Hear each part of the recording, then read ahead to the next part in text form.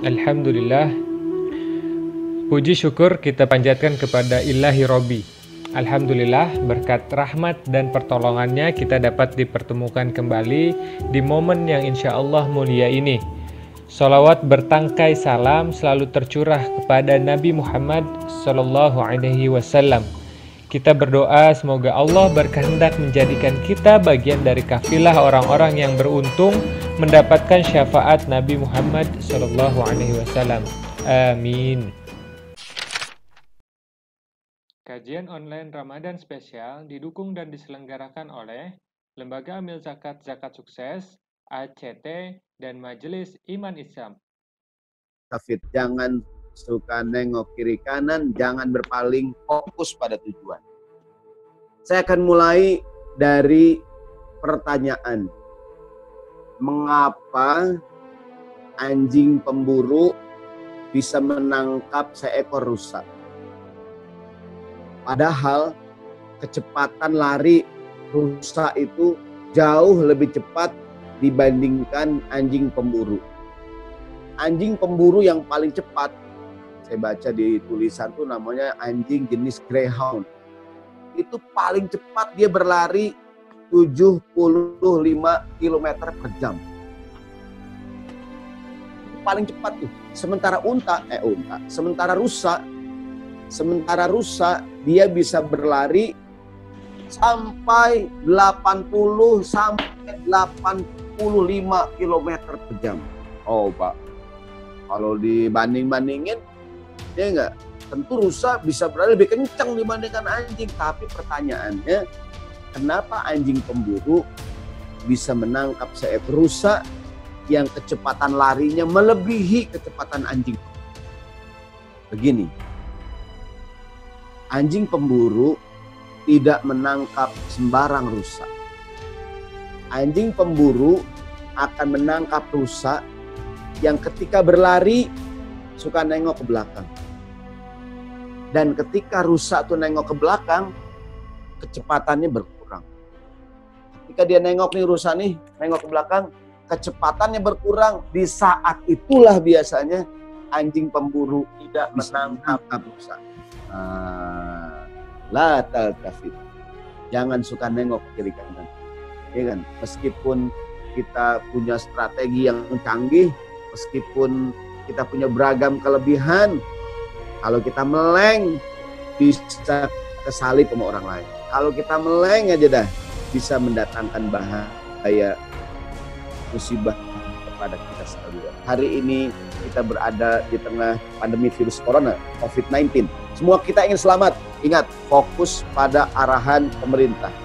Fokus pada arahan pihak-pihak yang terkait dengan penanganan pandemi ini. Fokus pada fatwa Majelis Ulama Indonesia terkait pelaksanaan ibadah di rumah. Kadang-kadang banyak hal yang bikin kita nggak fokus. Pak Ustadz, kita disuruh ibadah di rumah, tapi dekat rumah saya masih ada tuh masjid yang bikin sholat Jumat. Masih ada. Kita bukan nggak cinta masjid. Kita bukan nggak terawih di rumah. Kita bukan nggak pengen terawih di masjid. Kita juga kalau boleh milih enak ke masjid. Tapi semua kita ingin selamat. Semua kita ingin pandemi ini segera berakhir. Gimana caranya? Fokus. Baik, saya mulai dari kisah Nabi Lut alaihi salam. Ingat gak Nabi Lut? Nabi Lut itu kaumnya homoseksual. Jeruk makan jeruk. Jadi penyakit LGBT dari zaman dulu. Dan hari ini makin merajalela di kota-kota besar kayak Jakarta. Kadang-kadang ada laki-laki gagah, tampan, maco. Ya enggak? Bodinya ternyata demennya melaki. Aduh, ini penyakit nih. Dulu kan katanya yang LGBT yang tampangnya, mohon maaf ya, tampangnya bencong. Sekarang laki-laki gagah. Ternyata jeruk makan jeruk. Ya enggak? Nah, zaman Nabi Lut alaihissalam kaumnya homoseksual. Nggak boleh ngelihat ada laki-laki cakep sedikit. Oh, langsung melotot itu, Pak. Kayak juga nih. Nah, ini penyakit. Maka diingatkan oleh Nabi Lut alaihissalam, nggak ngerti juga. Datanglah teguran dari Allah Subhanahu wa taala. Yang pegang Quran silakan Pak, surat Hud ayat 81. Surat Hud itu surat ke-11 ayat 81. Di dalam surat Lut ayat 81 diceritakan malaikat datang ke rumah Nabi Lut alaihi salam. Ngabarin bahwa wahai Lut, ini kaum kamu udah gak bisa dibilangin dah. Azab Allah akan datang kepada mereka. Malaikat bilang sama Nabi Lut, segera kamu keluar dari kampung kamu. Ajak orang yang beriman, ajak keluargamu yang benar, selamatkan diri. Kan awalnya Nabi Lut takut juga, khawatir. Kenapa? Tamunya cakep-cakep, tamunya ganteng-ganteng. Tahu sendiri, Nabi Lut kaumnya nggak boleh melihat ada laki-laki cakep dikit. Nabi Lut khawatir, wah ini tamu saya ganteng-ganteng. Nabi Lut nggak tahu awalnya kalau dia malaikat. Tamunya cakep-cakep, ganteng-ganteng. Ini kalau seandainya kaumku tahu, ini tamu dikerjain juga nih. Nabi Lut khawatir sama tamunya. Diabadikan dalam Al-Quran surat Hud ayat 81. Bismillahirrahmanirrahim. Qalu ya Lutu inna rusulu rabbika la yasilu ilaik. Wahai Nabi Lut, inna rusulu rabbika, kami sebenarnya adalah utusan Allah. Kami ini malaikat. Kamu gak usah takut, kamu gak usah khawatir, kaum kamu akan istilahnya ngerjain kami. La yasilu ilaika, mereka gak bakal bisa masuk kemari.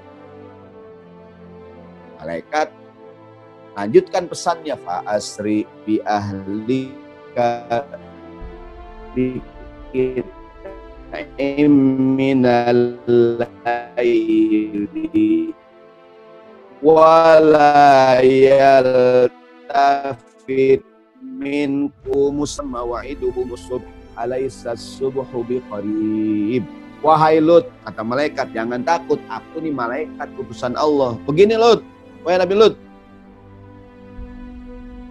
engkau segera pergi bersama keluargamu dan orang yang beriman, kecuali istri kamu. Emang dia nakal, kan istri Nabi Lut bersekongkol dengan kelompok LGBT di masyarakatnya. Jadi Nabi Lut istrinya jadi pendukung LGBT, bukan mendukung suaminya, memberantas, istrinya malah mendukung. Kata malaikat, kamu wahai Nabi Lut segera keluar dari kampung, ajak keluargamu, orang yang beriman, istri kamu nggak usah, ingat.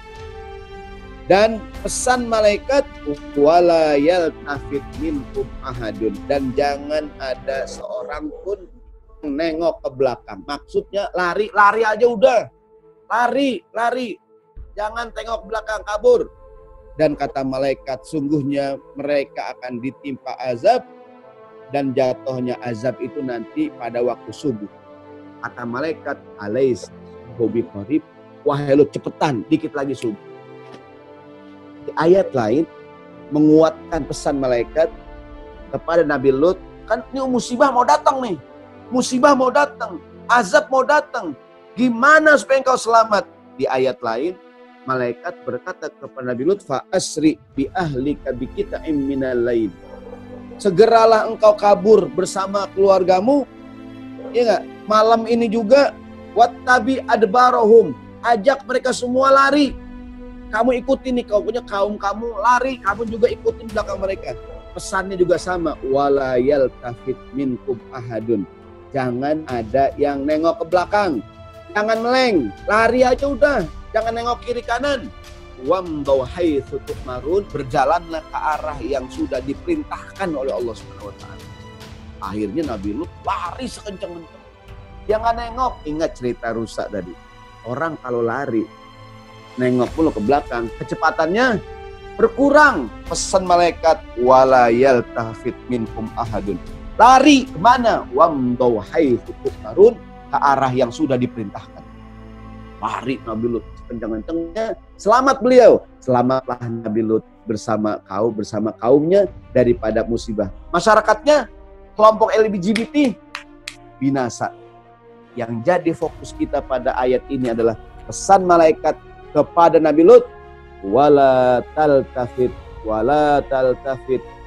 minkum ahadun wamdaw haitsu tu'marun, wala yaltafit minkum ahadun, jangan ada seorang pun yang nengok-nengok, lurus, berjalanlah menurut tujuan. Ini kadang-kadang kita sama, kita nih punya tujuan, zakat sukses, ACT, kajian iman dan Islam, atau siapapun kita nih, ikhwan akhwat, ikhwan nih jomblo, ya enggak, dia mau ngelamar akhwat, wah ini ustadz, ini ada akhwat, kayaknya saya cocok, saya mau ta'aruf, ya enggak, mau nikah sama dia, ya enggak, udah mau ta'aruf ngelihat yang lain, ini dia ada penyakit, ya enggak, kok ta'aruf sama akhwat ini, ingat akhwat yang lain, kagak jadi, mau ke sono, pengen yang ini, aduh, akhirnya kagak jadi nikah, pas balik lagi, yang ini udah nikah, yang udah kagak dapet, ya enggak, kenapa? Meleng, nggak fokus, ya enggak. Akhwat juga kata akhwat, emang kita apaan, ya enggak. Udah begini, ya enggak tuh, dijanjiin doang kan, anak orang jangan digantung, ya enggak. Udah fokus. Kadang udah ta'aruf sama yang ini, nengok yang lain, ta'aruf juga, aduh, semua anak orang dijanjiin, ya enggak, PHP, akhirnya berantakan, yang ini kagak jadi, yang ono gagal, ya enggak. Istilahnya apa tuh kata anak muda, kalah jadi abu, menang jadi Arab. Ta'aruf sama aku, nikahnya sama orang. Iya ente, semuanya dilirik, ya enggak, fokus. Nabi Lut alaihissalam, pesan malaikat sangat jelas. Ini pesan kepada kita juga hari ini. Apa pesannya? Udah, kita pengen selamat, kita pengen pandemi ini segera berakhir. Fokus ikutin arahan dari pemerintah pusat, Pemda DKI Jakarta, Pemkot Wali Depok, Pemda Tangerang, Jabodetabek, semua nih yang jadi zona merah. Fokus. Kadang-kadang kita kan banyak hal yang bikin kita nggak fokus, Pak Ustadz. Kita social distancing di rumah. Saya keluar di jalanan orang masih rame, Pak Ustadz. Kemarin sore-sore pas maghrib, saya keluar orang kayak kagak ada pandemi, Pak Ustadz. Akhirnya buat kita juga kayak mereka juga fokus. Kalau mau selamat yang fokus, ya enggak. Udah tetapkan tujuan, Bismillahirrahmanirrahim, jalan. Baik, saya ambil contoh yang lain. Di dalam ibadah sekarang, fokus di dalam ibadah. Ibadah sholat. Kalau kita buka buku fikih, bab sholat, ada namanya bab judulnya Al-Iltifatu fis sholah. Gimana dengan orang yang kalau sholat suka nengok kiri, nengok kanan, nengok atas, ya enggak? Ada kadang orang begitu, lagi sembahyang nih, lagi sholat, nengok ke atas, lampu mereknya apaan ya enggak? Maka yang bagus kalau sholat fokus ke arah tempat sujud, jangan merem, liatin aja gitu. Ini sholat merem, tidak. Saya pernah melihat orang sholat merem, ya enggak? Rakaat kedua, kan aturan tahiyat awal, dia ruku merem, sami Allahu liman hamidah merem, begitu sujud merem, sujud yang kedua merem juga. Begitu dia bangun, orang-orang duduk tahiyat awal, dia merem, diri, dirian. Begini, pas dia melek, lah orang pada tahiyat. Makanya kalau sholat tuh fokus. Jadi kita kadang-kadang sholat mikirin apa aja. Baru jam berapa nih? Baru jam 10:30 nih, maghrib masih lama, fokus ibadah. Jadi jam segini udah mikirin makanan aja. Ya enggak? Akhirnya lapar. Nih, saya akan sampaikan fokus dalam ibadah, al-iltifat fis shalah. An Aisyah radhiyallahu anha wa ardhaha, dari Ummul Mukminin Aisyah radhiyallahu anha, istri Nabi nih Aisyah, yang sekarang lagunya lagi ngetren. Aisyah begitu ya, saya kagak hafal depannya doang. Ini kayak Syakir Daula ya. Baik, kita kembali. Dari Aisyah radhiyallahu anha berkata, Sa'altu Rasulullah sallallahu alaihi wasallam, aku bertanya kepada baginda Nabi sallallahu alaihi wasallam, anil iltifat fis shalah, tentang bagaimana hukumnya ya Rasulullah orang yang sholatnya selalu nengok kiri, nengok kanan, nengok sono ke atas, bayangnya begini nih, ya, apa aja diliatin. Kadang lagi sholat, kain sarung orang di depannya, kain sarung mereknya apaan ya, enggak. Gajah nongkrong apa gajah rebahan nih? Ya enggak?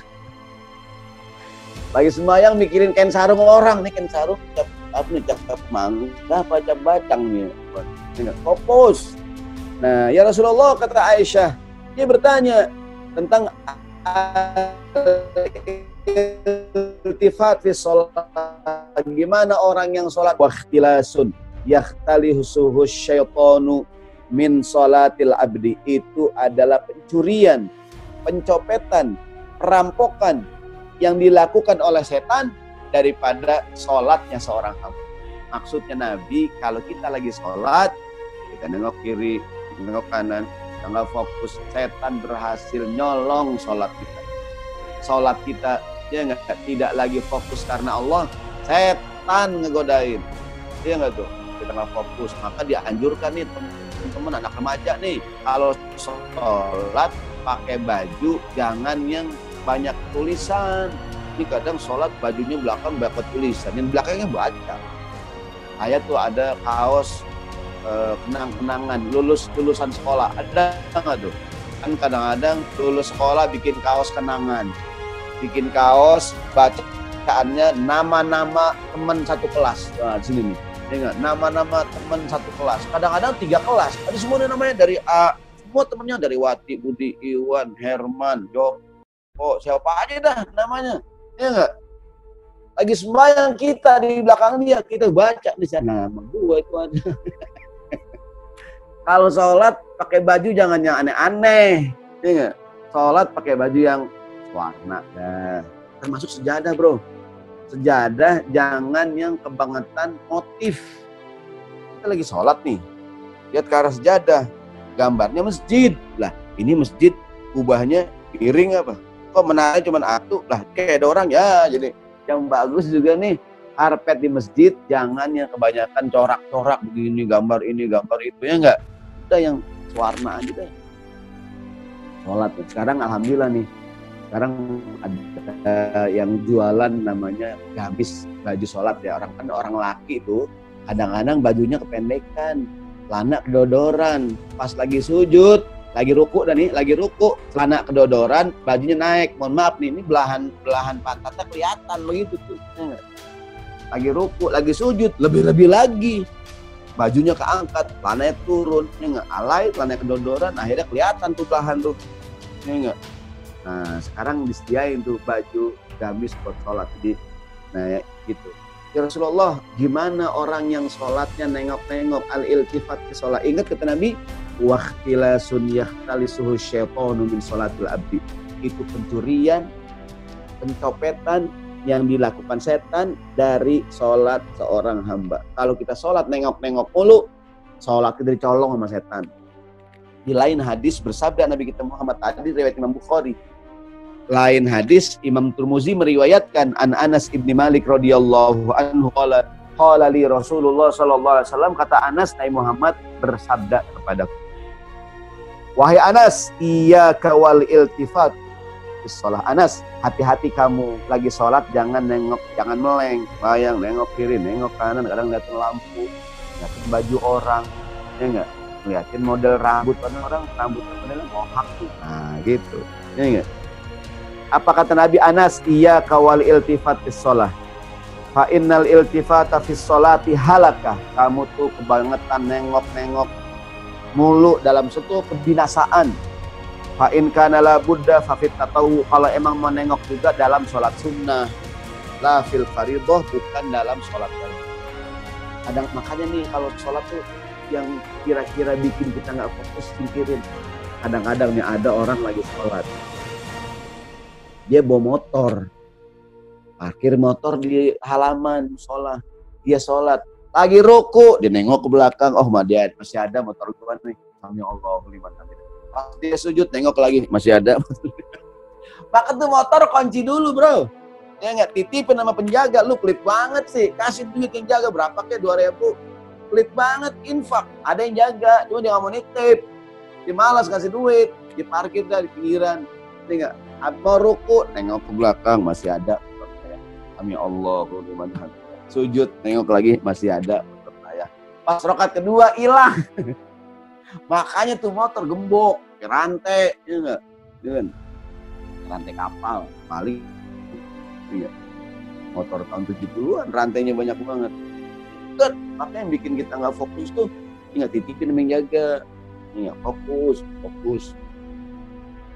Dalam lain riwayat Rasulullah bersabda, jadi kata Nabi tadi tuh kalau emang mau nengok juga bukan dalam sholat wajib, sholat sunnah. Mungkin dia adalah kadang-kadang kita lagi sembahyangnya pengen ngeliat apa gitu, ngeliat apa. Ini.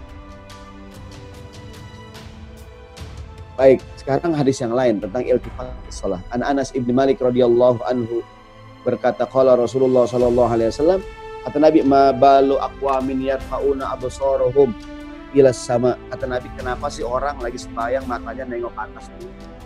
Kenapa sih ada orang kalau sholat matanya nengok ke atas terus? Fashtadda qauluhu fi dzalik. Nabi keras ngingetin. Kenapa sih kata Nabi lagi sholat mata nggak fokus ke atas saja? Ini nggak mau mari apa yang diliatin loteng itu oke amat ya kita tidak amat itu oke kali ya kita ngayal sampai Nabi berkata layan tahiyanna andalik aula tukhtofanna absor. Ini orang yang suka nengok-nengok ke atas sembahyang mulu, berhenti dah Nabi. Ntar kalau nggak berhenti dicolok matanya sama malaikat. Udah sembahyang belum. Ngeliatin lampu, ngeliatin bohlam, ini apa tuh langsung. Kita lah, kita kena laron. Lah, laronnya kabur. Lah, cicaknya jatuh. Lah, laronnya selamat. Iya. Jadi kita kayak judul berita gitu. Iya. Udah kalau sholat lihat tempat. Gitu. Ini ilfit termasuk. Ini kan dalam sholat nih, ya nggak? Dalam ibadah yang ini, puasa nih, fokus udah. Puasa dah, fokus puasa. Ya nggak? Ibadah karena Allah ini syahrul Ramadan, syahrul Quran ngaji. Ini main TikTok mulu, ini enggak puasa nih, ini enggak fokus kita, ini enggak puasa udah nih buat syahrul Quran, syahrul taubah, syahrul qiyamul lail, syahrul ta'ah, ini enggak syahrul Quran, syahrul sedekah, ini enggak ini bulannya sedekah nih, ini enggak kita sedekah nih melalui zakat sukses, ya ACT, ya kan majelis ini manis, ya kan? Fokus kita kadang-kadang yang bikin apa aja dah. Ini contoh nih ya, maaf, ada orang lagi tawaf, kan tawaf ibadah. Kalau lagi tawaf fokus, lagi tawaf nih, ya nggak? Tawaf tuh fokus, ya nggak? Lagi tawaf, ya kan? Ini ada orang lagi tawaf kadang matanya nengok sono. Kita kan lagi tawaf nih, ngeliling Ka'bah, udah baca doa, ya nggak baca doa, Ustadz. Saya kagak hafal doanya, ya kan? Fokus maksudnya udah fokus ibadah, jangan mikirin yang lain. Ya. Ini kadang lagi tawaf nih, wah ini ada cewek orang mana cakep banget. Yalah, lagi tawaf, wah ini ada jemaah dari mana itu? Cakep orang India, gaduh. Lagi tawaf nggak fokus. Ya, ibadah mau lo doa. Ustadz saya nggak hafal doanya di buku ini. Udah baca apanya yang hafal, subhanallah. Alhamdulillah wala ilaha illallah Allah. Begitu dah depan. Ada tuh saya pernah lihat orang saking fokusnya tawaf, ya, dia tawaf nih, dia fokus dia megang buku gitu. Dia megang kan ada buku panduan kalau kita tawaf tuh.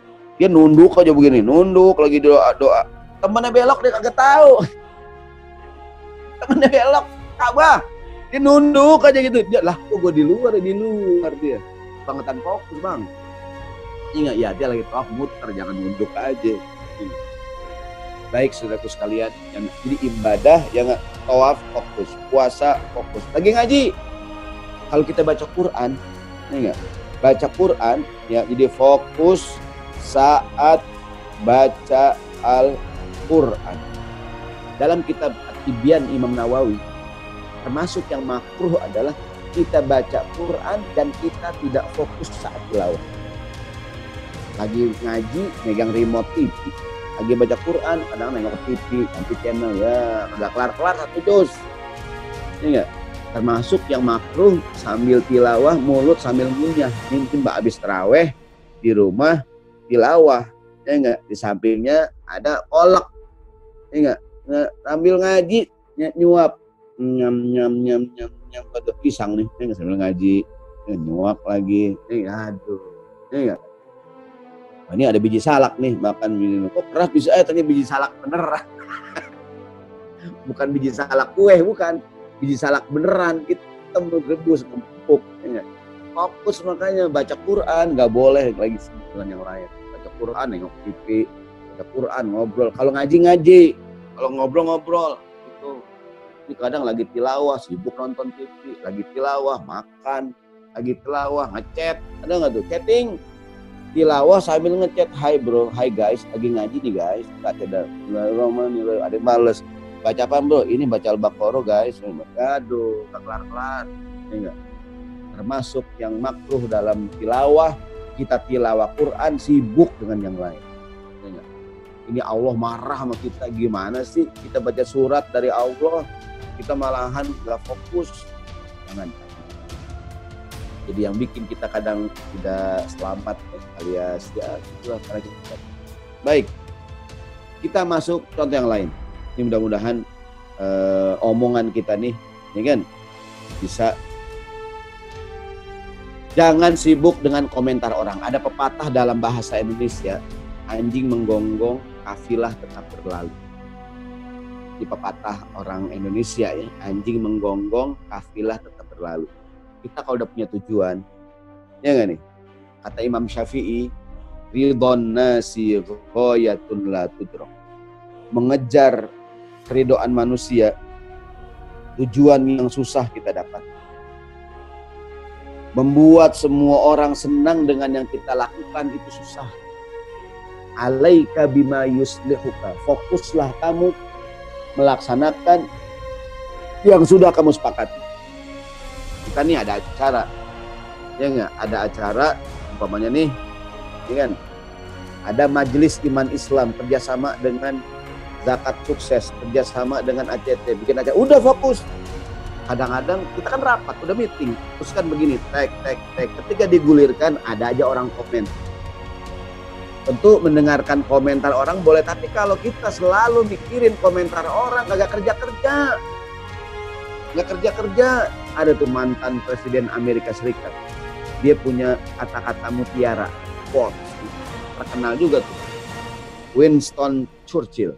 Apa yang dia bilang? You will never reach your destination if you stop and throw rock at every dog that bark. Understand? I am no. Apa kata Winston Churchill? Dia mengatakan you will never reach your destination. Kamu tidak akan pernah sampai kepada tujuanmu kalau if you stop and throw back at every dog that bark. Kalau kamu selalu berhenti setiap ada anjing yang menggonggong, kemudian kamu ambil batu dan kamu lempar dia. Kita lagi jalan nih, ada anjing gonggong, wah tuh anjing tuh, kita berhenti ambil batu lemparin, jalan lagi. Dapat 2 langkah, ya, saya mirip banget sih. Kita lagi jalan, ada anjing yang menggonggong, kata beliau, you will never reach your destination. Kamu tidak akan sampai ke tujuan. Kalau kamu selalu berhenti, setiap ada anjing menggonggong, ambil batu lemparin, kapan nyampainya bang? Anjing menggonggong, kafilah tetap berlalu. Udah, bismillah. Kalau kata istilah Imam Syafi'i, ya enggak, ridhon nasi ghayatun la tudrak. Membuat semua orang senang dengan yang kita lakukan susah. Alaika bima yuslihuka falzamhu. Lakukanlah hal yang sudah menjadi kesepakatan kamu. Udah diomongin, udah dirapatin, begini, bismillah. Ya kan? Jangan kayak, kok nggak cerita ada Abu Nawas ya, apa tuh naik keledai sama anaknya. Katanya Abu Nawas naik keledai, keledainya kecil. Abu Nawas nih bapaknya dia naik, anaknya nuntun. Nah anaknya nuntun, bapaknya naik. Orang lihat, orang komen, ya Allah tuh anak kesian banget. Bapaknya nggak punya otak banget. Masa bapaknya naik keledai, anak yang masih bocah jalan. Bapaknya denger, udah nak kamu yang naik aja nak, ayah yang jalan. Apa-apa yang enggak, agak enak nak, orang pada komen, ada anaknya naik. Bapaknya nuntun, gantian, jalan dah. Orang lihat lagi, komen lagi, ya Allah, tuh anak kurang ajar banget. Dia sendirian naik keledai, bapaknya yang udah tua suruh jalan. Nggak sopan banget tuh anak, nggak punya adab, ya nggak punya akhlak tuh anak. Ya, agak enak ya. Udah ya, naik ya berdua ya. Akhirnya tuh keledai kecil naikin berdua, anaknya depan, bapaknya di belakang, boncengan, jalan berdua. Iya nggak? Orang liatin, orang komen lagi, ya Allah, tuh bapak sama anak nggak punya pikiran banget, kesian banget tuh keledai kecil. Ditaikin berdua, nggak punya perasaan banget dah, nggak punya belas kasihan sama binatang. Anaknya denger, bapaknya denger, ya orang pada ngomong, iya nak, udah nak, kesian nak. Akhirnya dituntun berdua, kagak ditaikin. Dituntun untuk keledai, kagak ditaikin kagak. Jalan dah, dapat 4-5 langkah, orang ngomongin lagi, bapak sama anak blow on. Bapak sama anak blow on banget, keledai kagak ditaikin. Ya enggak? Ya gimana? Udah nak, kita gotong aja. Digotong akhirnya tuh keledai udah gitu gotong berdua. Udah nak, jangan orang ngomong apa bodo amat. Begitulah kita. Ya enggak? You will never reach your destination if you stop and throw back and throw rock at every dog that bark. Kamu tidak akan sampai kepada tujuanmu kalau kamu selalu berhenti. Setiap anjing menggonggong, kamu ambil batu, kamu lemparin. Ya enggak? No. Ya enggak? Anjing menggonggong, kafilah tetap jalan. Fokus bro. Kuda, tau nggak kuda? Kenapa kuda dikasih kacamata kuda? Ya enggak? Kacamata kuda namanya horse blinder atau horse winkers. Kenapa kuda dikasih kacamata kuda? Begini bang, kuda tuh kan matanya di samping. Kalau kita kan orang mata depan nih, ya enggak? Kuda tuh matanya di samping, congornya di depan tuh kuda, mulutnya di depan tuh kuda, ya enggak? Begitu tuh sama mulut sama hidungnya, ya enggak? Kuda di mana matanya? Bukan depan ya. Di mana mata kuda? Di samping. Karena tuh kuda matanya di samping, dia bisa ngeliat sekeliling. Nah kalau kita kan nasional nengok begini, iya enggak? Kita kalau nengok kanan kita begini, orang mata kita di depan. Kalau kuda matanya samping, iya enggak? Di samping kuda matanya nih. Oleh karena itu supaya fokus, kuda dipakein kacamata kuda. Seekor kuda biasanya dipakai kacamata. Hal ini dilakukan agar pandangannya ke jalan tidak teralihkan oleh situasi di kiri dan di kanan, depan dan belakang. Tuh, kenapa? Kuda memiliki mata yang terletak di samping. Dia bisa melihat kiri kanan dengan leluasa. Namanya pandangan peripheral. Pada kuda pacuan, saya baca. Menurut para pelatih kuda, kalau dalam kuda pacuan ini gitu kan, dalam pacuan kuda pacuan juga dikasih kacamata kuda. Kenapa sebabnya? Hal ini dipakai agar kuda fokus melihat ke depan dan tidak teralihkan oleh titik awal pacu dan juga teralihkan oleh kuda-kuda lain yang ada di kiri dan di kanan. Bahkan kata pelatih kuda kalau kuda pacuan kalau dipakai kacamata larinya cenderung lebih kencang. Kenapa ya? Tahu tuh. Mungkin dia pakai kacamata dia ngerasa kece juga kan. Wah keren juga nih pakai kacamata. Debek gitu tuh. Kata pelatih kuda, bukan saya yang ngomong. Kata pelatih kuda. Kata pelatih kuda kalau pakai kacamata kencang larinya. Coba dah ente dah. Pakai kacamata kuda. Ikhwan. Ente kalau menang lomba lari pakai kacamata kuda. Ya enggak? Kencang. Ini kata pelatih kuda, bukan kata saya. Kata pelatih kuda pacuan kalau pakai kacamata larinya lebih kencang. Ya enggak nih? Gitu. Fokus. Ya enggak? Udah ada yang cerita begini, Ustadz, dulu tuh zaman baheula tahun jebok pernah ada yang bikin tebakan sama saya, Pak Ustadz, kenapa orang dari delman ya? Kan delman tuh, tau nggak delman? Angkutan zaman dulu, andong, delman. Kenapa kuda delman dipakein kacamata? Kenapa? Supaya dia nggak ngiri. Kenapa? Kan kusirnya nih dapat duit dari penumpang. Iya nggak? Coba kalau nggak pakai kacamata, kuda ngeliat, apa kata kuda? Enak banget loh, gua yang jalan di depan, lu yang dapat duit. Iya nggak? Makan gaji buta lu di belakang. Maka kuda delman pakai kacamata, dia kalau nggak pakai dia ngeliat, enak banget lu di belakang. Maka tuh oleh kusir kuda delman pakai kacamata supaya girang, ya nggak? Pakai pempes, ya nggak? Gitu tuh kuda. Nah makanya namanya horse blinder. Fokus bang, fokus, ya nggak? Jangan kita gini kadang nih, saya mohon maaf ya, kita kadang punya kegiatan positif. Tidak semua orang senang dengan yang kita lakukan. Tidak semua orang sepakat dengan apa yang kita kerjakan. Tidak sedikit orang yang mencaci maki. Zaman sekarang ngebully di medsos, haters, ada nggak haters nih? Padahal yang kita kerjain benar, tapi yang komen jelek ada nggak? Banyak. Kayak zaman sekarang nih COVID-19 kan diumumin tiap hari tuh, diumumin. Yang positif katakanlah 6.000 orang, yang PDP sekian orang, yang ODP sekian orang, yang sembuh ada katakanlah 500 orang, yang meninggal dunia ada 700 orang, yang sotoy banyak. Banyak yang sotoy, ya gak? Ngomong nggak pakai ilmu. Banyak juga orang sekarang komen mengenai COVID, kagak ada juga ngomong, nge-share sembarangan. Gini, kadang-kadang kita bener aja orang komen kagak bener. Kita bener nih, menurut kita. Yang kita kerjain bener, di kan Ramadan, betul nggak? Kita kan bikin program begini, yang komen ada aja orang kadang-kadang.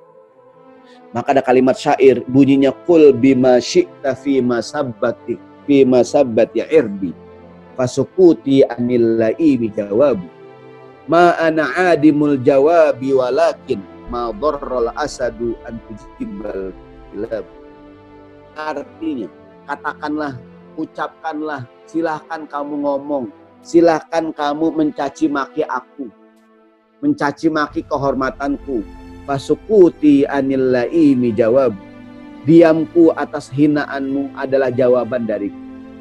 Ma'ana adimul jawabi walakin, aku bukannya tidak punya jawaban ketika kamu menghina aku, engkau mencaci maki aku bukan nggak bisa ngebalas, bisa, tapi madarral asadu an tujibal kilab. Seekor macan tidak akan terpengaruh dengan gonggongan seekor anjing. Bagi seekor macan, gonggongan anjing itu tidak akan berikan pengaruh. Ada macan, ya enggak? Macan itu kan tahu sendiri, ente macan, singa. Singa lagi males, singa lagi santai, lagi berjemur. Anjing rese. Kata singa, ya lo anjing, lo kalau gue gertak dikit, gue bukan nggak kata singa, gue bukan nggak bisa bersuara. Lo guguk kata singa, gue sekali ngaum lo, wow, mati lo, ya enggak? Singa diem aja. Ya, jadi kalau kita itu jangan kebangetan kita, tidak semua orang haters itu dikasih ya biarin aja, biarin bro. Ntar juga kalau minyaknya habis mati, enggak? Ya lampu, ya enggak? Lampu tempel zaman dulu, itu terang, ntar juga minyak habis dia berhenti, iya enggak tuh? Jadi kalau orang ngomong, ntar kalau minyaknya habis dia berhenti, udah biarin. Fasukuti anil laimi jawabu, diamku atas orang yang menghina aku itu bagian dari jawaban. Ma ana adimul jawabi walakin, bukan aku tidak punya jawaban, walakin ma dharral asadu an tujibal kilab. Buat seekor singa, macan, ya enggak? Gonggongan anjing kagak ngaruh, ya. Sudah fokus. Ya sudah. Nih saya mau cerita tentang Nabi Nuh alaihissalam. Nabi Nuh alaihissalam, kalau tadi kan Nabi Lut kaumnya ngapain? Nabi Lut kaumnya LGBT. Kalau Nabi Nuh kaumnya membangkang. Kan Nabi Nuh berdakwah luar biasa. Siang malam, pagi sore, kayak restoran, ya nggak tuh? Nabi Nuh berkata, inni da'autu qaumi lailan wa nahara, ya Allah, aku berdakwah untuk kaumku siang malam. Aku berdakwah siang malam, ya Allah, alam yujib du'ai illa firara. Tapi kaumku nggak ada yang mau dengerin omongan saya. Terus dia berdakwah. Akhirnya Allah katakan ke Nabi Nuh, udah, kaum kamu emang kaum istilahnya kalau bahasa kamu dablek banget nih, kagak ngerti dibilangin. Ya enggak? Allah perintahkan Nabi Nuh ngapain? Bikin kapal yang besar. Nanti kaumnya akan diberikan hukuman oleh Allah Subhanahu wa taala. Jadi wahai Nuh, udah ente bikin kapal. Ya enggak? Ntar itu kapal akan datang banjir besar, kamu dan orang yang naik kapal. selamat. Nah, begini ceritanya. Kan Nabi Nuh bikin kapal bukan pinggir laut, di gunung. Bayangin tuh, kalau orang bikin kapal laut, pinggir pantai, pantas nggak pantas? Nabi Nuh kan tinggal di pegunungan, di atas gunung. Allah yang nyuruh dikerjain sama Nabi Nuh. Ingat, kaumnya pada ngeledekin. Tadi tuh ngebully, diabadikan dalam Al-Quran. Surat Hud ayat 37, 38, 39, 40. Silahkan setelah ini bagi yang ingin bertanya, berkomentar, atau ingin mengajukan pertanyaan seputar tema kita, dipersilakan. Dengan syarat jangan susah. Ya enggak? Baik, saya mau ngomongin Nabi Nuh. Jadi oleh Allah diperintahkan ngapain? Diperintahkan untuk bikin kapal. Kenapa? Dikit lagi banjir. Ada pepatah mengatakan, ignore the noise, focus on your work. Abaikan suara gaduh, fokus saja pada pekerjaan. Ignore the noise, focus on your work. Kadang-kadang orang ngomong komen. Kita sekarang yang lagi corona nih, kita pengen selamat semuanya, ikutin arahan. Nah, cuman kan orang yang kadang ngomong sembarangan, nggak pakai dipikir banyak. Ya kemarin tuh viral video ada jamaah di masjid mana Pak Ustadz nggak punya pikiran, mohon maaf ya, bahasanya kasar, istilahnya goblok, go on, aduh, astagfirullahaladzim. Ya nggak nih?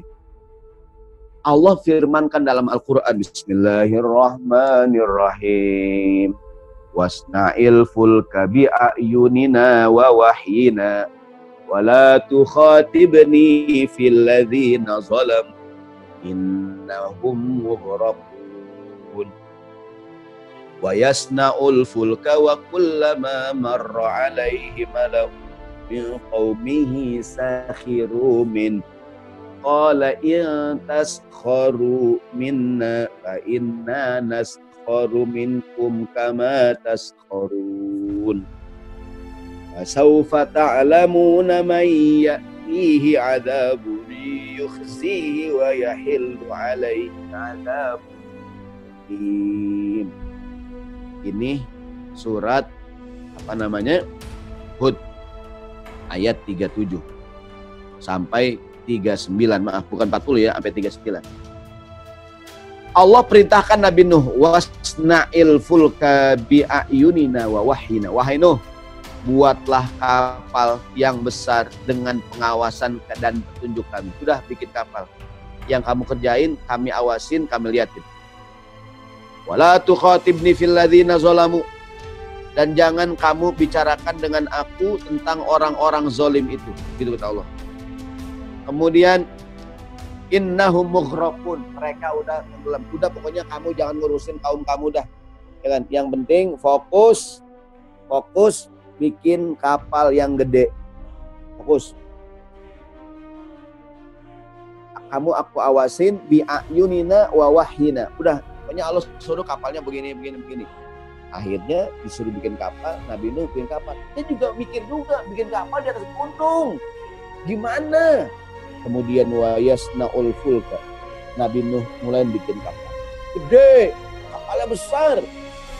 Nah, tetangganya nih yang bangkang pada ngeliatin. Kullama marra alaihi mala'un min qaumihi sakhiru minhu. Setiap kaumnya lewat ngeliat Nabi Nuh lagi bikin kapal, diledekin. Ya Allah, Nuh, lagu lu. Ya enggak? Udah enggak waras apa? Bikin kapal di atas gunung.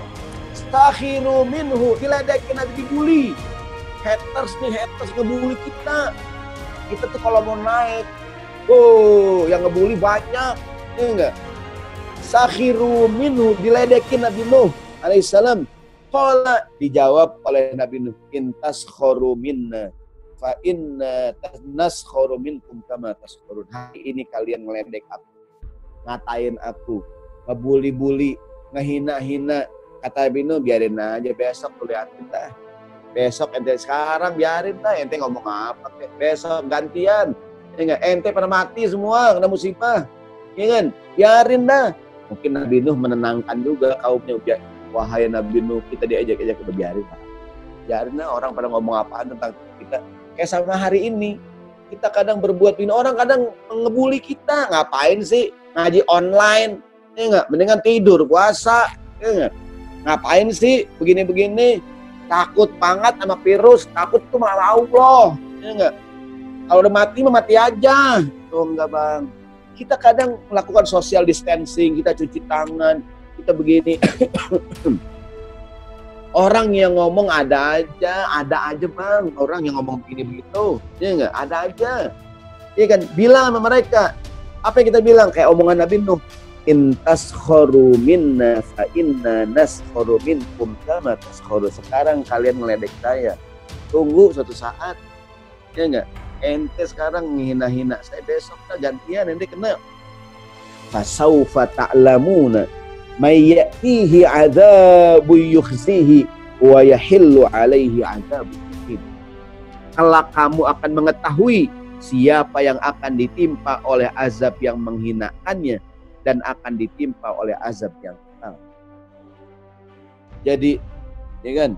Kayak kita lagi puasa nih, ya kan? Kadang kita lagi puasa ada aja yang bikin kita kesel, ya kan?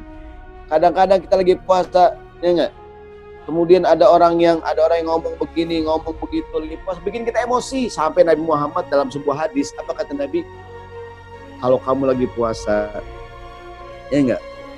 Insya'ata maka ahadun. Kalau ada orang yang bikin kamu marah, au qatalahu, ada orang yang ya kita lagi puasa, ada orang begini ngeledek segala macam, udah sabar kata Nabi, ucapin aja inni shaimun, inni shaimun, inni shaimun. Ya Allah lagi puasa, ya Allah lagi puasa, sabar. Kadang-kadang kita lagi puasa nih yang bikin emosi ada aja. Inni shaimun, lagi puasa. Itu dulu, ya kan? Fokus bro, fokus. Nih puasa harus fokus, baca Quran harus fokus, ibadah juga fokus, ya kan? Kalau lagi ikhwan lagi ta'aruf, fokus udah, jangan semuanya dilirik, ya nggak jadi. Yang terakhir, saudaraku sekalian yang dirahmati Allah Subhanahu Wa Taala, ya nggak, tadi tuh Nabi Nuh alaihissalam akhirnya selamat dan kaumnya membangkang tenggelam. Coba kalau Nabi Nuh diejek-ejek, dihina-hina, ya Allah, gua berhenti juga nih bikin kapal. Kita kadang-kadang berhenti melakukan sesuatu karena nggak tahan omongan orang. Kita kadang nggak tahan ejekan orang. Kenapa bang? Kok berhenti? Nggak tahan, nanti katain mulu ya. Kenapa bang jarang ke masjid sekarang? Di luar lagi nggak off. Saya bang, mesti dikatain mulu, sok alim lo, sok suci lo, ya nggak? Sok begini, ada akhwat pakai jilbab udah. Kadang-kadang saya dikatain, nyala kayak penghuni surga, hai, aduh, kadang orang ada aja, nah, ini enggak, sabar, fokus. Baik, terakhir sebagai penutup, saya akan sampaikan pesan yang sangat indah dari ulama besar, Ibnu Athaillah As-Sakandari. Buat kita semua nih, wabil khusus yang sedang meniti karir. Gini, kita tuh kadang-kadang, kita kadang-kadang ingin pamer dengan kesuksesan kita. Yang bikin kita tidak sukses adalah kadang-kadang kita sibuk pamer. Kita pengen eksis. Kita lebih sibuk dengan hal-hal yang nggak penting dan meninggalkan hal yang penting. Di masa-masa pertumbuhan banyak godaan. Begini kata Imam Ibnu Athaillah, kata beliau, idfin wujudaka fi ardil khumuli. Pendamlah dirimu di wilayah ketidakterkenalan. Pendamlah dirimu di wilayah ketidakterkenalan. Fama nabata mimma la yudfanu la yatimma nataihi. Pendamlah dirimu dalam wilayah ketidakterkenalan. Kenapa? Sesuatu pohonan yang tumbuh dari benih yang tidak ditanam dalam-dalam tidak sempurna hasilnya. Maksud beliau, di masa-masa pertumbuhan, kalau kita punya prestasi, rahasiakan saja dulu. Emang ada godaan yang namanya popularitas. Kita pengen eksis, kita pengen cerita sama orang.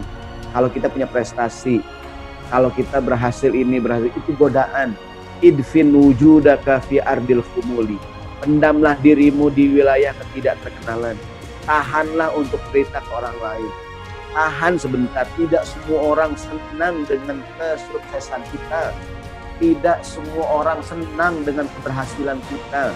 Tidak semua orang senang dengan apa yang kita raih. Tidak semuanya. Ketika kita punya prestasi, kita share, kita cerita. Mungkin yang memuji ada, tapi yang gedek, yang sebel banyak. Yang iri banyak. Maka kata beliau, di masa-masa pertumbuhan udah fokus aja.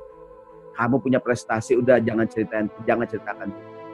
Orang kalau baru numbuh nih, kembang cerita ditebang, pohonan baru numbuh, dipamerin mulu, ditebang sama orang. Tahu nggak buah belimbing? Di Depok banyak tuh buah belimbing ya. Dulu zamannya Pak Nur Mahmudi Ismail itu jadi wali kota yang beliau mempopulerkan buah belimbing, belimbing dewa dan belimbing dewi katanya. Depan rumah kita ada pohon belimbing. Pohon belimbing buahnya baru nongol, baru numbuh. Iya enggak? Pohon belimbing supaya buahnya gede, diapain? Bungkus. Kalau kata orang kampung dikerosoin. Bungkus pakai daun pisang zaman dulu, pakai kertas coklat, bungkus dah. Itu pohon belimbing kalau dibungkus, cakep nggak hasilnya? Bagus, gede. Kalau belimbing ente diemin aja, kagak dibungkus, ditongol-tongolin, ya nggak tuh? Dia kagak gede, ya nggak? Jadi pohon belimbing kalau disimpan, ya nggak? Dibungkus rapat-rapat, ntar ini bagus. Prestasi juga sama, kita punya prestasi baru nongol, ya nggak? Jadilah seperti buah jagung. Jagung tuh bijinya banyak, ditutupin. Tau nggak jagung? Itu jagung. Bijinya banyak, ditutupin berlapis-lapis. Lapis, 2 lapis itu daun jagung, buahnya berlapis. Jambu monyet. Tau nggak jambu monyet? Bijinya atu ditongol-tongol. Baru punya prestasi atu, dipamerin mulu. Tuh jagung tuh, bijinya banyak diumpetin. Ini jambu monyet, bijinya atu, dipamerin, tongol-tongolin. Ya enggak? Idfin wujudaka fi ardil khumuli. Kalau kamu punya prestasi di masa-masa pertumbuhan, rahasiakan dulu. Kenapa? Yang tumbuh dari benih yang tidak ditanam dalam-dalam tidak sempurna. Kita kalau kebangetan sibuk pamer, kita akan kehilangan fokus pada hal yang lebih penting. Dan kita sibuk pada hal-hal yang nggak penting. Kita meninggalkan, contoh nih, kita kebetulan mau presentasi di kantor. Presentasi di depan klien yang, wah ini klien sembarangan Pak Ustadz. Karena dianggap ente kemarin presentasi bagus. Karena ente merasa nih keren, ente sibuk apa nih? Ntar pakai baju apa? Ntar potong rambut gimana ya? Ntar gimana ya? Mikirin gaya, ente lupa. Yang apa yang penting? Materi bro, materi. Padahal selama ente dianggap bagus karena materinya kuat. Begitu diundang pada acara yang besar, sibuk mikirin bajunya apaan. Pakai jas hitam, apa hijau, apa biru, apa jas kuning. Pakai baju, mikirin penampilan. Ya nggak semua, dia lupa ada yang lebih penting. Apakah itu? Konten, materi bro. Ya kan? Kita sibuk mikirin kulit, lupa isi. Mungkin sekali 2 kali orang beli. Tapi orang nggak beli lagi, ternyata yang bagus kulitnya doang. Fokus. Jadi kata Imam Ibnu Athaillah, di masa-masa pertumbuhan, kamu punya prestasi, rahasiakan dulu. Kalau tidak, kamu akan sibuk pada hal yang tidak penting dan sibuk kerjain hal-hal yang tidak berguna. Wallahu a'lam bishawab. Pagi ini kita fokus Ramadan ketiga, fokusnya hatam Quran, tarawih di rumah, social distancing, jangan lupa cuci tangan. Semua kita ingin selamat. Ingat pesan malaikat kepada Nabi Nuh, wala yaltafit minkum ahadun wamdu haitsu tu'marun. Jangan ada yang nengok kiri kanan, berjalan saja menuju tujuan agar kita semua selamat. Sekian, mohon maaf. Saya serahkan kepada host kita. Assalamualaikum warahmatullahi wabarakatuh. Ya, waalaikumsalam warahmatullahi wabarakatuh. Masya Allah tadi ilmunya. Ustadznya membawakan dengan sangat semangat. Kita juga jadi semangat. Nah, jamaah juga semuanya harus tetap semangat walaupun puasa. Walaupun maghrib masih jauh. Banyak alasan apa? Lemes lah atau tidur lah tadi. Nggak menyempatkan waktu untuk tetap belajar. Itu jangan sampai seperti itu. Betul. Oke. Saya akan buka sesi pertanyaan. Silakan pertama-tama untuk yang di Zoom dulu ya, ada Mbak Dalila, ada Mas Adi, ada Pak Faizaluddin. Monggo yang ingin bertanya. Ada Mas Alfian. Oke, monggo Mas Alfian.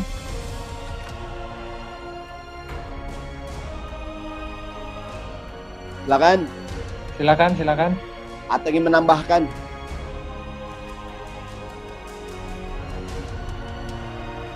Masih di mute itu. Okay. Suaranya belum. Suaranya belum. Nah, sekarang sudah masuk. Ya, Assalamualaikum warahmatullahi wabarakatuh, Ustaz. Waalaikumsalam. Ahlan. Dengarkan kajian Ustaz, baru pertama kali melihat kajian Ustaz, senang banget. Ustaz semangat, ceria gitu kan, jadi saya jadi ikut ceria di bulan Ramadan. Baik Ustaz, ada pertanyaan yang pertama, tema besarnya itu kan kita jangan nengok ke belakang, kiri kanan, jangan meleng, lurus terus untuk ke depan. Nah, ada 3 poin yang saya ingin tanyakan langsung Ustaz. Yang pertama terkait wabah virus COVID-19 yang saat ini semua pemerintah Indonesia khususnya meng-lockdown atau memerintahkan kita untuk beribadah, tadarus, tarawih, semuanya di rumah gitu Ustaz, terkait wabah virus COVID-19 ini agar tidak menular. Dan yang saya jadi penasaran, COVID-19 ini masih, entah saya sotoy kayaknya, saya termasuk sotoy yang seperti Ustaz bilang ya. Tapi saya lihat di podcastnya Deddy Kobuzer ada hal baru di COVID-19, yaitu data yang di itu adalah sakit corona, tapi sakit-sakit komplikasi terus dijadikan ini meninggal karena pasien data corona seperti itu Ustaz. Atau secara singkatnya ada konspirasi lah di balik ini semua gitu Ustaz. Dan khawatir ini semakin panjang sampai akhir Ramadan gitu Ustaz. Dan gimana gitu Ustaz kalau misalnya kita umat Indonesia nekat aja lah minimal Ramadan sampai Lebaran kita salam-salaman tetap, atau Lebaran ketemu saudara kan yang social distancing nggak boleh, tapi khusus Lebaran kita ketemu sama keluarga dengan berbagai syarat, misalnya udah bersih insya Allah tapi tetap salam-salaman. Nah, sedangkan pemerintah sendiri itu mengambil langkah yang sangat bingung Ustaz. Dari pemerintah penerbangan nggak boleh mudik, kata Pak Jokowi itu mudik sama pulang kampung beda. Nah ini yang jadi kita makin nggak percaya Ustaz, makin meragukan pemerintah aja nggak tegas gitu melakukan peraturan untuk COVID-19 ini. Itu yang pertama Ustaz. Terus yang kedua terkait konteks, jika kita ingin mencapai sesuatu baik dalam beribadah itu lurus terus, jangan nengok ke kiri dan kanan.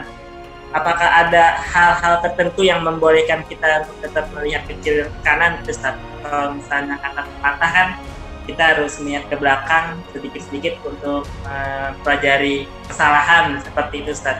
Terus saya sekarang nonton MotoGP, dia juga masih suka melihat ke belakang gitu Ustaz.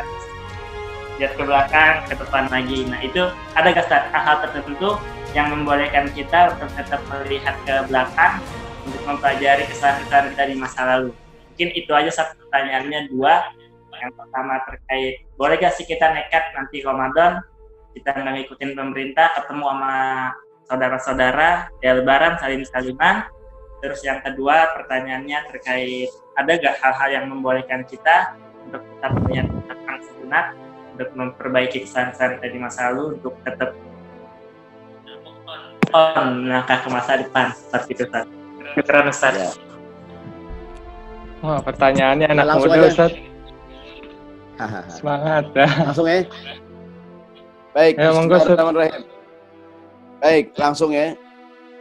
Bismillahirrahmanirrahim. Jadi yang pertama, ini yang saya bilang tadi, banyak hal yang kadang bikin kita nggak fokus ya. Termasuk katanya ada bahwa COVID ini merupakan konspirasi, segala macam lah istilahnya yang positif sekian.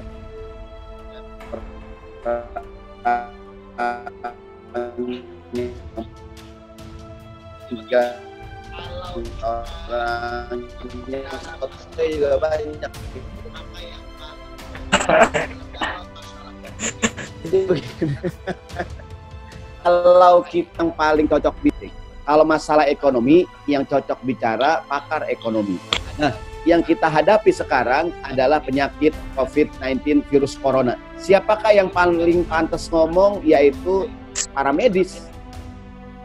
Yang pantas ngomong bukan pakar ekonomi, bukan pakar politik, bukan pakar yang lain. Bisa jadi juga bukan pakar agama menghadapi penyakit virus ini. Yang paling berhak atau pantas ngomong adalah para medis. Kenapa? Mereka yang berada di garis depan.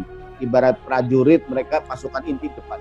Sekarang kita dengerin apakah arahan dari para medis. Para medis mengarahkan kepada kita. Mereka berkata, tolonglah kami, para masyarakat, dengan cara diam diri di rumah.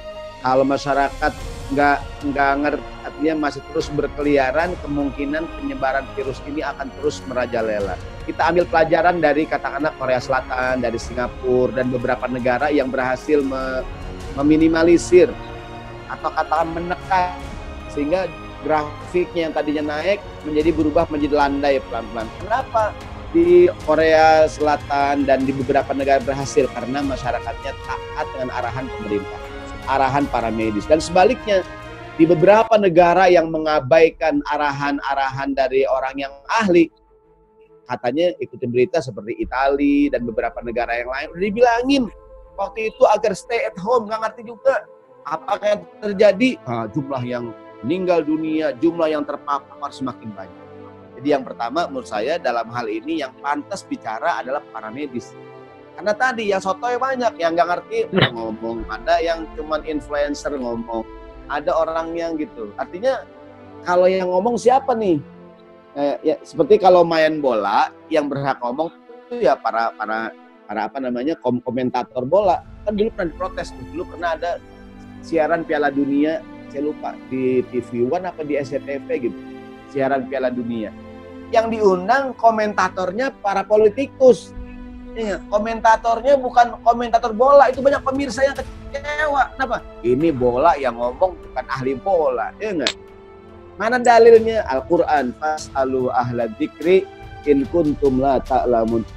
Tanyalah kepada orang yang ahli kalau kamu tidak tahu. Artinya dalam masalah virus corona, omongan yang kita dengerin adalah omongan para medis dan bukan omongan orang lain. Jadi kalau ditanya Ustadz, gimana kalau sekarang kita udah cuek aja Pak Ustadz untuk segala macam lagi nggak di Saudi Arabia, katakanlah patokannya Mekah dan Madinah, sama kebijakannya. Semua juga di Mekah dan di Madinah kebijakannya, sementara ibadah di rumah. Semua negara, ingat ya, ini bukan cuma masjid, gereja juga sama. Ibadah yang lain, dan ini bukan hanya kerumunan ibadah, kerumunan apapun harusnya mentaati peraturan ini. Nah, jadi tetap saja yang kita dengarkan adalah arahan dari para ahli, yaitu para dokter, para medis, mereka yang paling paham kalau masalah virus. Yang kedua, boleh nggak Ustadz sekali-kali kita nengok ke belakang? Nah, tadi kalau lagi kerja udah fokus, tapi kan kita kadang-kadang ada waktu muhasabah, evaluasi. Saat muhasabah boleh dah tuh, lagi muhasabah lihat evaluasi. Tapi kalau lagi kerja jangan ngomong mulu. Lagi rapat kagak ngomong. Begitu acara berlangsung baru komen. Gini ini kayaknya nggak bagus dah. Ente kalau nggak sepakat ngomongnya kemarin lagi rapat. Atau ntar dah udah selesai acara kita evaluasi. Di tengah-tengah lagi berjalan ngomong, kacau jadi. Dalam kitab Al-Azkar Imam Nawawi dalam bab jihad, Rasulullah SAW yakrahu sautu indal qital. Tidak suka orang ribut-ribut kalau lagi bertempur. Ya enggak? Kalau sebelum bertempur kita rapat. Sebuah acara kita musyawarah, acara berlangsung udah dong, jangan ngomong mulu, fokus aja. Ntar selesai acara kita evaluasi. Jadi yang nengok ke belakang bukan pas lagi acara, udah lagi lari, udah lari aja. Ntar selesai pertandingan dievaluasi, baru kita nengok ke belakang. Nengok ke belakang boleh untuk melakukan dua perkara. Yang pertama, mengambil pengalaman dan mengambil pelajaran. Jadi nengok ke belakang untuk ambil pengalaman dan ambil pelajaran. Kayak orang lagi parkir, kan ada kaca spion juga tuh. Spion nengok ke belakang boleh, ya enggak? Tapi jangan nengok spion mulu, kagak maju-maju. Kalau mau maju, nengok ke depan. Nengok ke belakang, nabrak bos. Ya enggak? Jadi Boleh nggak Ustadz sekali-kali nengok ke belakang? Boleh kalau tujuannya pertama mengambil pengalaman dan mengambil pelajaran supaya betul tadi ente bilang move on, ya nggak? Jadi gagal fokus udah. Jadi kesimpulannya untuk selamat hari ini ikuti arahan dari yang berwenang. Siapakah dia? Itu gugus tim gugus depan penanganan COVID-19. Kalau masalah agama dengerin omongan MI. Kalau masalah gitu. Jadi fas'alu ahla dzikri in kuntum la ta'lamun. Tanya sama yang ahli, yang punya ilmu kalau ente kagak ngerti. Dalam masalah medis yang berhak bicara adalah para dokter dan bukan yang lain. Wallahu. Kadang-kadang Ustadz beda kebijakan nih Pak Ustadz. Kemenkes bilangnya begini, sementara kementerian ini bilangnya begini. Saya ulangi, berhadapan dengan penyakit berarti yang ngomong Kemenkes dan dokter yang ahli, bukan pakar ekonomi. Ini nggak pakar ekonomi kebijakan. Nah ini jadi masalah. Nah ini wallahu alam bishawab. Kira-kira demikian. Jazakallahu khair. Dibuka satu lagi pertanyaan, mungkin untuk Pak Faizaluddin, monggo. Persiapan zuhur. Iya, persiapan zuhur ya. Faizaluddin, monggo. Atau Mas Adi mau bertanya? Oke, kalau enggak saya bacakan pertanyaan yang dari YouTube ya, yang dari YouTube. Ya. Jadi dari Bapak Abu Sezan akunnya, kita lagi berhijrah tapi ada yang nyinyirin alim lah dan lain-lain lah, bahkan ada yang menghina amalan kita, dikatakan terlalu keras dan lain-lain. Bagaimana sikap kita, Tat? Kata gitu. Yang kedua, ini kan bulan suci Ramadan, kita kita menjalani ibadah di rumah. Nah, gimana tipsnya atau caranya nih kita agar menjalani ibadah sholat Id dan Idul Fitri nanti, gimana arahannya Ustadz? Ya. Baik, bismillahirrahmanirrahim. Jadi yang pertama jawaban gimana kalau kita hijrah kemudian ada orang nyinyir nama kita. Saya berpikir tadi tuh kisah Nabi Nuh alaihissalam, boleh jawaban Nabi Nuh jadi jawaban kita. Yaitu surat Hud ayat 37 sampai 39. Wabil khusus ayat ke-38. Ketika Nabi Nuh bikin kapal dan beliau ingin selamat, dinyinyirin, diledek-ledekin. Apa kata Nabi Nuh? In taskharu minna fa inna naskharu kama taskharu. Inna naskharu minkum kama taskharu. Kalau hari ini kalian meledek kami, suatu saat nanti gantian. Jadi lebih kepada bikin aja, jangan ditanggapin. Karena waktu kita akan habis menanggapi orang-orang yang ingin kepada kita. Jadi sikap Nabi Nuh alaihissalam atau sikap Nabi Muhammad SAW ketika dihina segala macam, tetap fokus melakukan apa yang kita sepakati. Kalau kata Imam Syafi'i, alaika bima yuslihuka falzamhu. Lakukan yang sudah baik menurut kita, udah pegang itu. Karena membuat orang senang dengan yang kita kerjakan susah. Keredoan yang senang sama kita berat. Jadi yang pertama, kalau ada yang nyinyir, yang penting yang kita lakukan ini benar. Boleh juga kita mengevaluasi ke orang pada nyinyir ya, apa yang saya lakukan ini salah. Tapi ketika kita yakin yang kita lakukan benar, udah bismillahirrahmanirrahim, kita jalan. Jadi pada kita semua yang sedang berusaha hijrah, dekat kepada Allah Subhanahu. Yang kedua, sebelum saya sampaikan jawaban yang kedua, saya mengingatkan jangan lupa untuk follow Instagram saya Syahroni Mardani. Kalian juga follow Zakat Sukses dan juga follow ACT. Follow juga Instagram saya Syahroni Mardani @Syahroni Mardani. Follower belum nambah follower. Pertanyaan yang kedua adalah gimana Pak Ustadz kiat-kiat sukses ibadah di masa pandemi.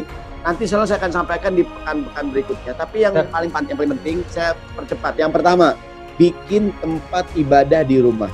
Nggak bisa ke masjid, musola.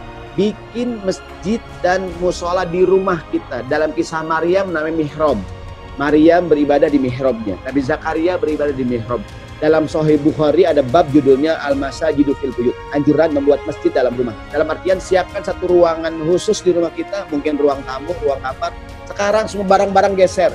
gelar karpet, gelar sejadah, siapin mukena, di situ jadi musola kita. Di situ kita ibadah, di situ kita terawih.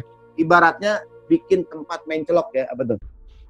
Jadi kita tuh kalau punya tempat parkir. Di sinilah tempat kita ibadah, kita akan terawih di sini, baca Quran, kemungkinan juga akan etikaf di situ. Dalam kisah Maryam namanya mihrab. Ini penting nih. Jadi siapkan satu ruangan di rumah kita, mungkin rumah kita besar, mungkin rumah kita sedang, mungkin kecil, yang kita gunakan khusus untuk beribadah di situ selama bulan suci Ramadan. Insya Allah ini akan membantu sebagai kiat awal kita bisa sukses ibadah di rumah. Wallahu a'lam bissawab. Jazakumullah khair. Sekali lagi jangan lupa follow Instagram saya Syahroni Mardani, dan semoga yang sampaikan ada manfaatnya. Kalau ada yang kurang baik, saya mohon dimaafkan. Serahkan kepada MC kita. Assalamualaikum warahmatullahi wabarakatuh. Waalaikumsalam warahmatullahi wabarakatuh. Terima kasih Ustadz Syahroni Mardani yang sudah menyampaikan materi yang luar biasa. Insya Allah akan menjadi guidelines atau panduan kita dalam menjalani ibadah di tengah pandemi ini. Ya, kawan-kawan sekalian yang ingin berdonasi untuk membantu kegiatan dakwah di tengah pandemi ini dan juga membantu masyarakat untuk mengurangi beban mereka di tengah pandemi ini, jamaah sekalian bisa mendonasikan melalui Zakat Sukses di nomor rekening yang bisa diakses di website Zakat Sukses, atau juga karena kajian ini kerjasama dengan ACT dan Manis, jamaah juga bisa mendukung kegiatan dakwah ini melalui ACT. Ya, mungkin cukup sekian sesi kajian duha pada kali ini. Untuk kawan-kawan yang ingin mengakses kajian-kajian yang dilakukan oleh Zakat Sukses, ACT, dan Manis, dapat menghubungi admin yang tertera nanti dalam deskripsi video ini di akun YouTube. Kami akan memberikan akses grup WhatsApp-nya dan informasi seputaran link Zoom ini akan di-share di sana. Jadi tunggu jadwal-jadwal kajian selanjutnya. Jangan lupa juga follow sosial media Zakat Sukses, Instagram, Facebook, dan subscribe YouTube, dan juga sosial media Ustadz Syahroni Mardani. Apa Ustadz? Instagramnya SYAH Syahroni Mardani. Syahroni Facebook Mardani. Facebook sama. Iya sama. SY Syahroni Mardani. Saya cek di YouTube video Ustadz banyak. Ada akun official khusus Ustadz? Ada, cuman saya lupa. Pokoknya sekarang nanti silahkan follow Instagramnya dulu ya. Instagram nanti update-update ada di sana. Jazakumullah khairan katsiran untuk semuanya. Kita bertemu lagi di sesi selanjutnya. Terima kasih. Wassalamualaikum warahmatullahi wabarakatuh.